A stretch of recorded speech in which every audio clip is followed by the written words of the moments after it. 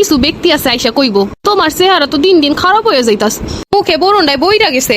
হ ভাই আমি কালা দেখতে আপনার সমস্যা আছে, আপনার জামাই লেগে নিবেন তাহলে মুখটা ঠিক করি। চুলগুলারে আবার কি করছো, পাটের আশের মতো হয়ে গেছে। বাজারে সব উল্টাপাল্টা মাইখে এগুলা বানাইছো তাই না?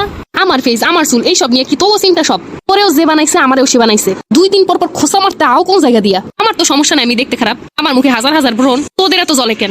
জলে তো না চুলকায়, বাজারে দেখো না চুলকাই নিয়ে মলম আছে প্রচুর। যদি তাও না পারো তাহলে বুয়া ডাক্তারের কাছে গিয়ে মলমটা নিয়ে আয়। আমার বাপের খাই আমার বাপের পরি সব দায়িত্ব ওদের। আমার কোনো একটা খারাপ কিছু শুনলে ওদের ঘুম আসে না, আর সারা দুনিয়া গিয়ে বেড়াবে আমার কি হইছে। কেন রে ভাই, তোদের কি বেতন দিয়ে রাখছি নাকি আমি? শুধু তো খারাপ না, ভালোতেও তোদের জলে। ভালো দেখলে এক জায়গায় মিলা কতজন যে কত রকমের কথা তোরা কোষ।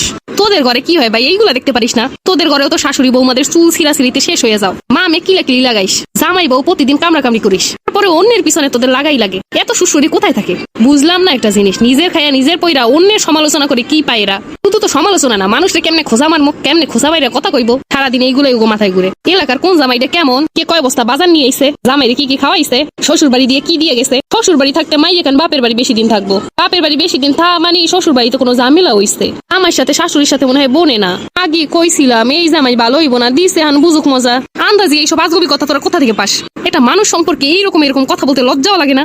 এইসব মানুষকে কইতাছি শুধু শুধু অন্যের পিছনে এগুলা না খুঁজা নিজের চলকাইতে দেন। কে দেখতে কেমন, কে কি খাইলো, কে কি পড়লো, কার জামাই কেমন হয়েছে, কে কতদিন বাপের বাড়ি থাকতেছে, এইগুলো দেখার বিষয় আপনাদের না। এইগুলো যদি দেখতেই মন চায়, মানুষের সংসারে কি হইতেছে আর না হইতেছে এইগুলো সম্পর্কে যদি এতই নাক গলাইতে মন চায়, তাইলে এত বড় একটা নির্বাচন গেল, নির্বাচনে দাঁড়াইলি তো ভালোই তো। বুঝলাম না এইসব ব্যক্তিদের নিয়ে কারা যে ঘর সংসার করে। অবশ্যই এদের সংসার নিয়ে বড় বড় কথা তো সবসময়ই থাকে। এরকম লোকেরা তো শুধু অন্যদের নিয়ে সমালোচনা করে না, খালি নিজেদের ব্যাপারে যত বড় বড় কথা এগুলো বলতে পারে।